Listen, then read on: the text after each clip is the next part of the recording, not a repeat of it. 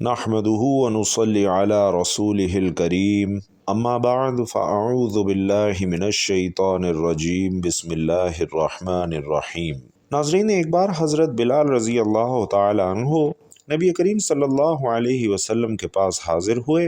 देखा कि नबी रहमत सल्लल्लाहु अलैहि वसल्लम अपनी उम्मत की बख्शिश और मग़फ़िरत के लिए अल्लाह के हुज़ूर चश्मान पुरनम गिरिया उज़ारी कर रहे हैं। हज़रत बिलाल रज़ी अल्लाह तआला अन्हु ने अर्ज़ की कि या रसूल अल्लाह सल्लल्लाहु अलैहि वसल्लम, कोई ऐसा अमल इरशाद फरमा दीजिए कि जो हक़ तबारक व तआला को बेहद महबूब हो और जिससे आपकी उम्मत की बख्शिश और मग़फ़िरत हो जाए। तो आप सल्लल्लाहु अलैहि वसल्लम ने फरमाया कि मेरी उम्मत अगर ये एक अमल कर ले तो सारे अज़ाब उससे हटा दिए जाएंगे, क्योंकि ये अमल फ़रिश्तों का है और वही अमल मैं अपनी उम्मत को अता करता हूँ, क्योंकि ये अमल अल्लाह सुब्हानहु व तआला को बेहद महबूब है। इसके बाद नबी करीम सल्लल्लाहु अलैहि वसल्लम ने हज़रत बिलाल हबशी को जो अमल बताया, नाज़रीन वो अमल आपसे इस वीडियो में शेयर करूँगा, लेकिन उससे पहले आपको इतना कहना चाहूँगा कि जिन दोस्त अहबाब बहन भाइयों ने हमें कमेंट बॉक्स में अपना नाम लिखकर खुसूसी दुआ करने का कहा था, अल्हम्दुलिल्लाह उन सब के लिए इज्तमाई खुसूसी दुआ में नाम लेकर दुआ की गई है कि अल्लाह पाक उन सब की तमाम जायज़ हाजात पूरी फरमाए, तमाम मुश्किलात हल फरमाए और उन सब की तमाम दुआएं कबूल फरमाए। और वो मेरे बहन भाई जो रमज़ानुल मुबारक में अपने लिए खुसूसी इज्तमाई दुआ में नाम लेकर दुआ करवाना चाहते हैं, उन लोगों को भी आगाह करना चाहूँगा कि आप लोग कमेंट बॉक्स में अपना नाम लिख सकते हैं। इंशाअल्लाह आप सब के लिए खुसूसी इज्तमाई दुआ करवाई जाएगी। और ये कि इस वीडियो के आखिर में भी इंतहाई शानदार दुआ करवाई जा रही है, जो कि आप रमज़ानुल मुबारक में अपना मामूल बना सकते हैं और इससे हटकर भी आप इस दुआ को अपनी दीगर दुआओं के साथ शामिल कर सकते हैं। तो आप तमाम बहन भाई इस दुआ में भी अपनी शिरकत ज़रूर यकीनी बनाइएगा। तो नाज़रीन, हिकायत है कि एक औरत एक काजी के पास आई और फरियाद करने लगी कि उसके शौहर ने दूसरी शादी कर ली है। काजी ने जवाब दिया कि इस्लाम में शौहर को 4 शादियों की इजाज़त दी गई है। औरत ने कहा कि अगर शरीयत का हिजाब और मेरी हया मुझे इस अमल से ना रोकती हो तो मैं आपको अपना हुस्न व जमाल दिखाऊं और फिर आपसे ये पूछूं कि जिस इंसान के पास इस कदर हुस्न व जमाल वाली बीवी मौजूद हो, क्या उसे किसी गैर की जानिब मुतवज्जे होना जचता है? और भाइयों और बहनों, औरत की बात उस मजमे में मौजूद एक अहले दिल ने सुनी तो उसने चीख मारी और बेहोश हो गया। जब उसे होश आया तो कहने लगा कि मुझे गैब से आवाज़ आई कि क्या तुमने इस औरत की बात नहीं सुनी? अल्लाह भी अपने बंदे से यही फरमाता है कि ए इंसान, अगर मेरी किबरियाई और अज़मत का हिजाब ना हो तो मैं तुम्हें अपना जमाल व कमाल दिखाऊं और फिर तुमसे पूछूं कि जिसका ऐसा हसीन व जमील मौला हो, क्या उसे गैरुल्लाह की जानिब मुतवज्जा होना जायज़ है?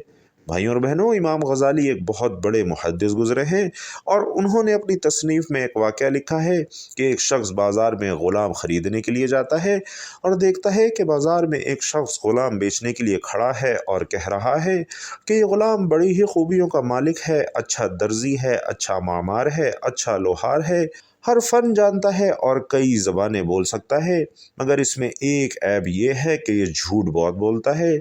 अब जो इसे ख़रीदना चाहे ख़रीद ले। लोग आते, उस बेचने वाले की सारी बातें सुनते और आगे चले जाते और कोई शख्स भी उस झूठे ग़ुलाम को ख़रीदने की हिम्मत ना करता।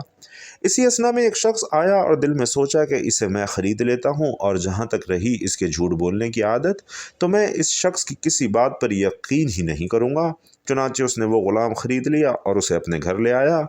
जिस शख्स ने झूठ बोलने वाला वो ग़ुलाम ख़रीदा तो उसका और उसकी बीवी का आपस में शदीद झगड़ा था। एक दिन वो ग़ुलाम उस शख्स की बीवी से कहने लगा कि तुम्हारा शौहर तुम्हें तलाक देने के लिए तैयार है, मैंने ख़ुद उसको ऐसी बातें कहते हुए सुना है। ग़ुलाम की ये बात सुनकर वो बीवी खौफज़दा हो गई, और औरत नाज़रीन तबीयतन नाक़िसुल अक़ल होती है और जल्दी यकीन कर लेती है। तो वो बीवी कहने लगी कि अब क्या किया जाए? तो ग़ुलाम ने कहा कि फ़िक्र मत करो, मैं सब ठीक कर दूंगा।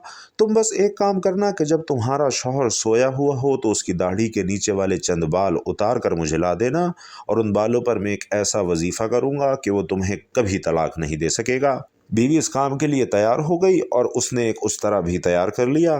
پھر وہ غلام شوہر کے پاس گیا اور بڑی رازداری سے اسے کہنے لگا کہ تمہاری بیوی تمہیں قتل کرنے کا منصوبہ بنا رہی ہے اور اس نے تمہاری گردن کاٹنے کے لیے ایک استرا بھی تیار کیا ہوا ہے۔ میں نے خود اپنی آنکھوں سے دیکھا ہے، ذرا ہوشیار رہنا کیونکہ وہ تمہیں سوتے وقت میں کسی بھی وقت قتل کر سکتی ہے۔ ناظرین، غلام کی بات سن کر شوہر کے دل میں بدگمانی اور خوف بیٹھ گیا۔ پھر ایک رات جب وہ سویا ہوا تھا تو عورت آ کر استرے سے اس کی داڑھی کے نیچے والے بال کاٹنے لگی۔ شوہر اٹھا اور طیش میں آ کر اسی استرے سے بیوی کو قتل کر دیا۔ عورت کے گھر والوں کو جب اس بات کا پتہ چلا تو وہ آئے اور انہوں نے اس شوہر کو قتل کر دیا۔ یوں سارا گھر تباہ اور برباد ہو گیا، کیونکہ نہ تو بیوی نے جھوٹی خبر کی تحقیق کی اور نہ ہی اس شوہر نے غلام کی بتائی ہوئی بات کی تحقیق کرنا گوارا سمجھا۔ بھائیوں اور بہنوں، آج کا دور بھی بالکل اسی طرح ہے۔ آج سائنسی ایجادات کا دور ہے اور لوگ ان ایجادات کا غلط استعمال کرتے ہیں۔ بہت لوگ اپنے موبائل فونز کے ذریعے سے جھوٹے ٹیکسٹ میسیجز ایک دوسرے کو بلا خوف و خطر بھیجتے ہیں۔ یوں ایک خبر دیکھتے ہی دیکھتے مشرق سے مغرب اور شمال سے جنوب تک پھیل جاتی ہے اور لوگ اس خبر پر یقین کرتے جاتے ہیں اور یوں ایک دوسرے کو رسوا کرنے کا نہایت ہی گھٹیا اور بیہودہ طریقہ جاری ہے۔ آج کل میڈیا کا دور ہے اور ٹی وی چینلز والوں کو جو بھی جھوٹی یا سچی خبر ملتی ہے اسے فوراً بریکنگ نیوز بنا کر اچھال دیتے ہیں تاکہ ان کی ریٹنگ بڑھ سکے، اور ایسی خبروں سے بڑے بڑے فتنے جنم لیتے ہیں۔ ناظرین، یہ سب شیطانی کام ہیں اور جو کسی بھی مسلمان کو زیب نہیں دیتے، اور جان لیجئے کہ روز محشر ایسے اعمال کی انتہائی سخت پکڑ ہوگی اور ایسے اعمال سے آدمی نجات پانا چاہے گا لیکن پھر بھی نہ پا سکے گا۔ حضرت انس رضی اللہ تعالیٰ عنہ سے مروی ہے کہ رسول اللہ صلی اللہ علیہ وسلم بچپن میں بچوں کے ساتھ کھیلتے تھے، تب آپ کے پاس حضرت جبرائیل علیہ السلام آئے اور انہوں نے آپ صلی اللہ علیہ وسلم کو لٹایا، آپ کا دل نکالا اور اس میں سے ایک لوتھڑا نکال کر باہر پھینک دیا اور فرمایا کہ اے محمد صلی اللہ علیہ وسلم، یہ آپ کے دل میں شیطان کا حصہ تھا جو ہم نے نکال دیا ہے۔ اور پھر انہوں نے نبی کریم صلی اللہ علیہ وسلم کے دل کو باہر نکال کر ایک تھال میں رکھ کر آب زمزم سے دھویا اور پھر اسے سینے میں واپس رکھ کر سینہ بند کر دیا۔ دوسرے بچوں نے جب یہ منظر دیکھا تو دوڑتے ہوئے حضرت حلیمہ سعدیہ کے پاس آئے اور کہنے لگے کہ محمد کو کسی نے قتل کر دیا ہے۔ گھر والوں نے آپ کو اس حالت میں پایا کہ آپ کا رنگ بدلا ہوا ہے۔ حضرت انس رضی اللہ تعالی عنہ کہتے ہیں کہ میں آپ صلی اللہ علیہ وسلم کے سینہ مبارک میں سلائی کے نشان دیکھتا تھا، یعنی فرشتوں نے بچپن میں آپ کے دل سے وہ چیز نکال کر پھینک دی جو انسان کو گناہ کی جانب مائل کر سکتی ہے۔ لہٰذا جب عرب میں جہالت اپنی عروج پر تھی تو عرب کے اس جاہلانہ اور بد اخلاقی والے ماحول میں بھی آپ کے بچپن اور جوانی کا ماحول یوں گزرا کہ شیطان آپ کے قریب تک نہ پھٹک سکا، اور یہ آپ صلی اللہ علیہ وسلم کی عظمت ہے۔ پیارے بھائیوں اور بہنوں، پھر دوسری بار نبی کریم صلی اللہ علیہ وسلم کا شق صدر یعنی سینہ چاک کرنے کا عمل اس وقت ہوا جب آپ صلی اللہ علیہ وسلم پر نزول قرآن کا آغاز ہوا۔ حضرت عائشہ صدیقہ رضی اللہ تعالی عنہا سے مروی ہے کہ حضرت جبرائیل و حضرت میکائیل علیہ السلام نازل ہوئے اور انہوں نے نبی کریم صلی اللہ علیہ وسلم کو لٹا کر آپ کا مبارک سینہ چاک کیا اور آپ کے دل کو نکال کر اسے سنہری تھال میں دھویا اور پھر دوبارہ اسے سینے میں لگا دیا، اور اس کے بعد حضرت جبرائیل علیہ السلام نے کہا کہ یہ اس لیے ہوا کہ آپ کا قلب انور قرآن جیسے قول ثقیل کا بوجھ اٹھانے کے قابل ہو جائے۔ اور پھر تیسری بار شب معراج پر آپ کا شق صدر ہوا۔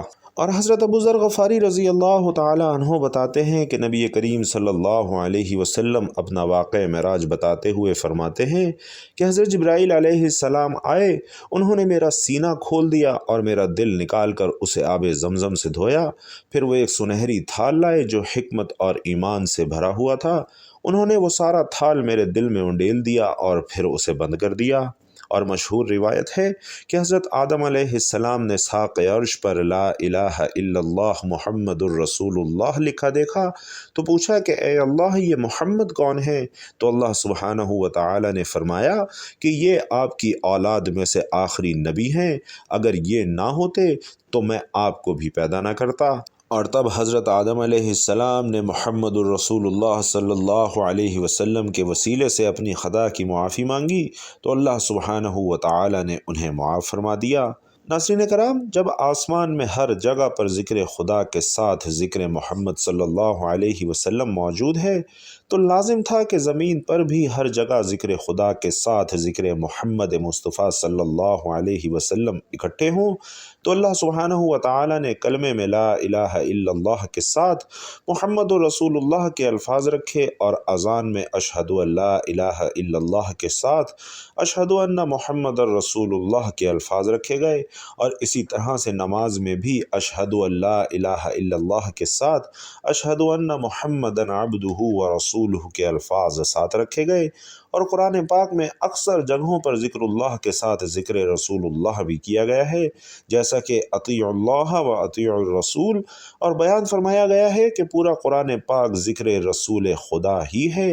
غور کیجئے کہ قرآن پاک میں آپ صلی اللہ علیہ وسلم کی ولادت، بچپن اور جوانی کے دور کی طرف اشارات موجود ہیں، پھر اعلان نبوت، آغاز وحی اور تبلیغ دین کے لیے آپ کا تحمل، آپ پر آنے والے مصائب، کفار کے اعتراضات اور آپ کی طرف سے جوابات، اور اس کے ساتھ ساتھ آپ کے صحابہ کرام رضوان اللہ تعالی علیہم اجمعین کی ہجرت حبشہ اور اہل حبشہ کا قرآن سن کر رونا۔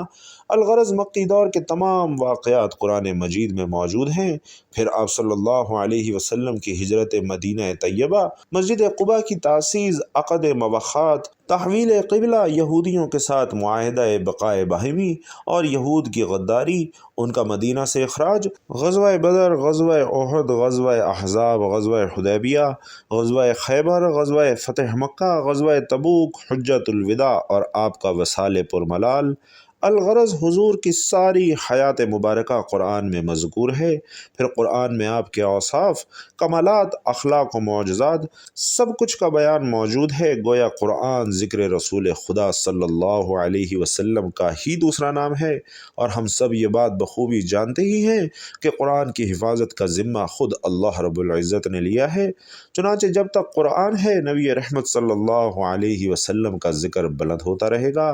نبی کریم صلی اللہ علیہ وسلم کی رفعت ذکر یہ بھی ہے کہ ہر نبی آپ کی آمد کا چرچا اور اعلان کرتا رہا۔ تورات و انجیل کے صفحات آج بھی آپ کے ذکر سے بھرے ہوئے ہیں، اور اسی لیے اہل کتاب آپ صلی اللہ علیہ وسلم کی آمد سے قبل ہی آپ کے وسیلے سے کفار پر فتح طلب کرتے تھے۔ اور یہ کمال ذکر مصطفیٰ صلی اللہ علیہ وسلم ہے کہ جو آپ کے اس دنیا میں جلوہ گر ہونے سے پہلے بھی موجود تھا، اور پھر جب آپ صلی اللہ علیہ وسلم اس دنیا سے تشریف لے گئے تو آپ کے ذکر کی بلندی اور شان ہی نرالی تھی۔ سارا قرآن آپ کی تعریف میں اتارا گیا، اور آج دنیا بھر میں مساجد کے ممبر و محراب آپ صلی اللہ علیہ وسلم کے ذکر مبارک سے گونج رہے ہیں۔ بھائیوں اور بہنوں، پوری دنیا میں 24 گھنٹوں میں سے ہر گھنٹے میں 5 نمازیں بیک وقت پڑھی جاتی ہیں۔ دنیا کے مختلف حصوں میں کہیں فجر ہے، کہیں ظہر ہے، کہیں عصر ہے، کہیں مغرب ہے، کہیں عشاء ہے، اور ہر نماز میں آپ صلی اللہ علیہ وسلم پر درود شریف پڑھا جا رہا ہے۔ ہر گھڑی کروڑوں اور اربوں زبانیں آپ کے ذکر پاک سے تر رہتی ہیں۔ یہ دنیا میں آپ کی رفعت کا ذکر ہے، اور عالم برزخ میں آپ کی رفعت کا ذکر یہ ہے کہ ہر میت سے آپ کے بارے میں سوال پوچھا جاتا ہے۔ یعنی پہلے یہ سوال کیا جاتا ہے کہ تمہارا رب کون ہے، تمہارا دین کیا ہے، اور اگر وہ ان دونوں باتوں کا ٹھیک ٹھیک جواب دے بھی دے، پھر بھی اس کی نجات نہیں ہو سکتی جب تک کہ آپ صلی اللہ علیہ وسلم کے بارے میں نہ پوچھا جائے۔ لہٰذا ہر ایک کو یہ بتانا ہوگا کہ آپ صلی اللہ علیہ وسلم اللہ کے رسول اور میرے رہبر ہیں۔ بھائیوں اور بہنوں، پھر روز قیامت آپ صلی اللہ علیہ وسلم کو مقام محمود پر فائز کیا جائے گا، اور آپ صلی اللہ علیہ وسلم کے ہاتھ سے باب شفاعت کھولا جائے گا۔ اس وقت ہر زبان آپ ہی کی تعریف کرے گی، گویا آپ صلی اللہ علیہ وسلم کی رفعت ذکر کی کوئی انتہا ہی نہیں ہے۔ اور حضرت سیدنا عطا فرماتے ہیں کہ میں اور میرے ساتھ ابن عمر اور ساتھ عبید بن عمر ایک مرتبہ ام المومنین سیدہ عائشہ صدیقہ رضی اللہ تعالی عنہا کی بارگاہ میں حاضر ہوئے اور عرض کیا کہ ہمیں نبی رحمت صلی اللہ علیہ وسلم کے بارے میں کوئی بات بتائیے۔ تو آپ رضی اللہ تعالی عنہا رو پڑیں اور فرمایا کہ ایک رات رسول خدا میرے پاس تشریف لائے اور فرمانے لگے کہ مجھے رخصت دو کہ میں اللہ رب العزت کی عبادت کر لوں۔ تو میں نے عرض کیا گویا کہ مجھے آپ کا قرب دنیا کی ہر چیز سے زیادہ عزیز ہے، لیکن مجھے آپ کا رب تبارک و تعالی کے قریب ہونا اپنی خواہش سے بھی زیادہ عزیز ہے۔ تو آپ صلی اللہ علیہ وسلم حجرے کے کونے میں جائے نماز پر کھڑے ہو گئے اور رونے لگے۔ پھر آپ نے قرآن پاک پڑھنا شروع کیا تو دوبارہ رونا شروع کر دیا، یہاں تک کہ آپ کی چشمان مبارک سے بہتے آنسو زمین تک جا پہنچے۔ اتنے میں حضرت بلال حبشی رضی اللہ تعالی عنہ حاضر ہوئے اور آپ کو روتے دیکھا تو عرض کی کہ یا رسول اللہ صلی اللہ علیہ وسلم، میرے ماں باپ آپ پر قربان، آپ کیوں رو رہے ہیں؟ حالانکہ آپ کے سبب تو اگلوں اور پچھلوں کے گناہ بخشے جاتے ہیں۔ تو آپ صلی اللہ علیہ وسلم نے ارشاد فرمایا کہ کیا میں شکر گزار بندہ نہ بنوں؟ پاکی اور تسبیح ہے اس ذات اقدس کے لیے جس نے ہمیں اتنی نعمتیں عطا کی۔ حضرت بلال رضی اللہ تعالی عنہ نے عرض کیا کہ یا رسول اللہ صلی اللہ علیہ وسلم، اپنی امت کی بخشش اور مغفرت کے لیے کوئی عمل تجویز فرما دیجئے۔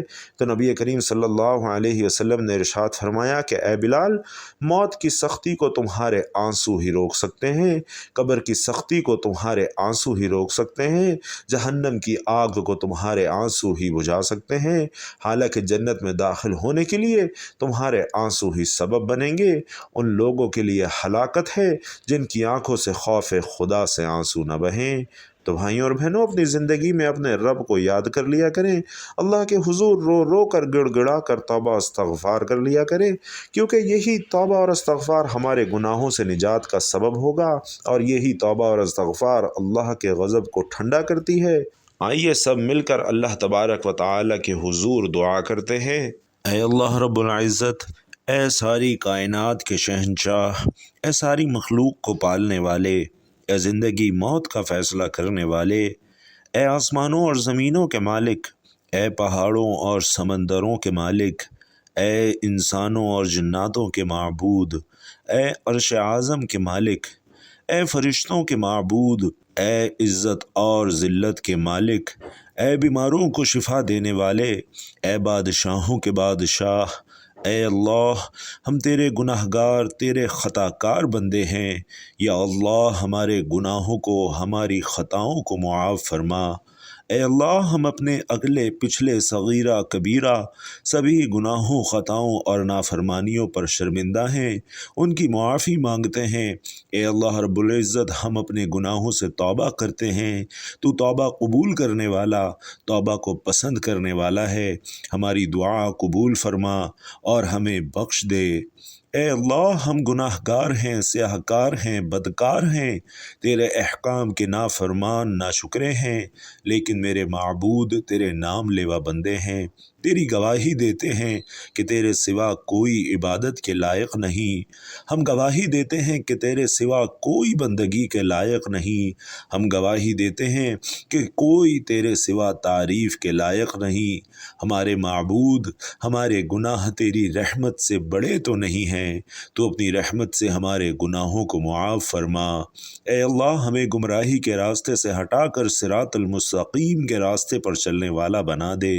اے اللہ، ایسی نماز پڑھنے کی توفیق عطا فرما جس نماز سے تو راضی ہو جائے، زندگی میں ایسے نیک اعمال کرنے کی توفیق عطا فرما جن اعمال سے تو راضی ہو جائے، ہم سب کو ایسی زندگی گزارنے کی توفیق عطا فرما جس زندگی سے تو راضی ہو جائے۔ اے اللہ، ہمیں ایمان پہ زندہ رکھ اور ایمان پہ ہی ہمیں موت عطا کر۔ اے اللہ، ہمیں تیرے احکام کی فرما برداری کرنے والا اور تیرے پیارے حبیب محمد الرسول اللہ صلی اللہ علیہ وسلم کے نیک اور پاکیزہ آداب کو اپنانے والا بنا دے۔ اے اللہ، ہماری پریشانیوں کو دور کر دے۔ اے اللہ، جو بیمار ہیں انہیں شفائے کاملہ عطا فرما۔ اے اللہ، جو بے اولاد ہیں انہیں اپنے خزانوں میں سے نیک اور صالح اولاد عطا فرما۔ اے اللہ، جن کی اولاد نافرمان ہیں انہیں اپنے والدین کا فرما بردار بنا دے۔ اے اللہ، جن کے جو کام رکے ہوئے ہیں وہ اپنے فضل و کرم سے پورا کر دے۔ اے اللہ، بچھڑے ہوئوں کو ملا دے۔ اے اللہ، شادی شدہ جوڑوں میں محبت اور خلوص پیدا کر دے اور ان کی زندگیوں میں برکت ڈال دے، خوشیاں ڈال دے۔ اے اللہ، تمام لڑکے اور لڑکیوں کے نصیب اچھے کر دے۔ اے اللہ، جو قرض کے بوجھ تلے دب چکے ہیں ان کا قرضہ جلد سے جلد ادا کروا دے۔ اے اللہ رب العزت شیطان سے ہماری حفاظت فرما۔ اے اللہ ہم سب کو حلال رزق کمانے کھانے کی توفیق عطا فرما، اور اے اللہ ہم سب کو رمضان کی قبولیت والی بابرکت گھڑیوں سے بھرپور مستفید ہونے کی توفیق نصیب فرما۔ اے اللہ تیرے پیارے حبیب محمد مصطفیٰ صلی اللہ علیہ وسلم نے تجھ سے جن جن خیر کی دعائیں کی ہیں ان تمام دعاؤں میں ہمارا بھی حصہ شامل فرما، اور تیرے پیارے حبیب صلی اللہ علیہ وسلم نے تجھ سے جن جن شرور سے پناہ چاہی ہے ان تمام شرور سے ہمیں بھی پناہ عطا فرما، آمین یا رب العالمین۔ محترم ناظرین، آپ لوگ بھی کمنٹ باکس میں آمین ضرور لکھیے گا، اور جو بہن بھائی ہماری خصوصی اجتماعی دعا میں اپنا نام لے کر دعا کروانا چاہتے ہیں وہ کمنٹ باکس میں اپنا نام ضرور لکھ دیجئے۔ اللہ تعالیٰ آپ سب سے راضی ہو، آمین یا رب العالمین۔